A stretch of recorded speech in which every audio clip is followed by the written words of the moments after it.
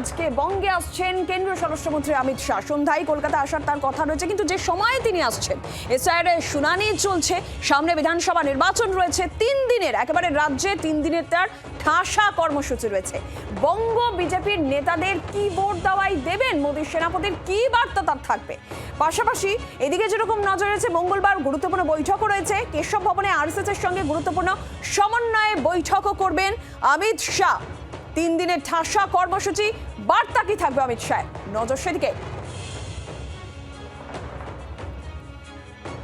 আর এর মধ্যেই অমিত শাহের এই বঙ্গ সফরকে কটাক্ষ করছে তৃণমূল। আসবে যাবে মিষ্টি দই আর রসগোল্লা খাবে, বাংলায় রসগোল্লাই পাবে, কটাক্ষ করলেন ফিরহাদ হাকিম।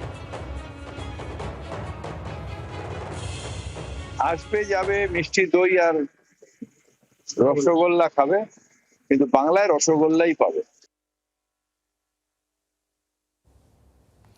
অমিত শাহের বঙ্গ সফর, 3 দিনের ঠাসা কর্মসূচি, এসআইআর এর শুনানি চলছে, বিধানসভা নির্বাচন। মোদীর সেনাপতির কি বার্তা থাকে, বঙ্গ বিজেপির নেতৃত্বের জন্য কি বার্তা থাকে, কোন রণকৌশল কি তিনি ঠিক করে দেবেন, এসআইআর নিয়ে কোনো বার্তা থাকে কিনা, আরএসএস এর সঙ্গে গুরুত্বপূর্ণ সমন্বয় বৈঠক রয়েছে, সেখান থেকে কি উঠে আসে, একাধিক বিষয় যখন আসছে, এর মধ্যেই তৃণমূল কংগ্রেসের কটাক্ষ, আসবে যাবে মিষ্টি দই আর রসগোল্লা খাবে, বাংলায় রসগোল্লাই পাবে, এই কটাক্ষ করছেন ফিরহাদ হাকিম। জগন্নাথ চট্টোপাধ্যায় রয়েছেন আমাদের সঙ্গে, আমরা তার প্রতিক্রিয়া নেব। জগন্নাথ বাবু, কি বলবেন ফিরহাদ হাকিমের কটাক্ষ? ভয় পেয়েছে তৃণমূল, এটা বোঝা যাচ্ছে। অমিত শাহজি শুধু মিষ্টি দই আর রসগোল্লা খেতে আসছেন না, উনি তৃণমূল কংগ্রেসকে রসগোল্লা পাওয়াতে আসছেন।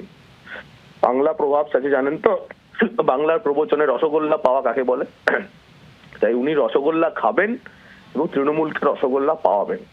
অপেক্ষা করুন, এই সরকারের 4 মাসের এক্সপায়ারি ডেট, সেই দিন ঘনিয়ে আসছে।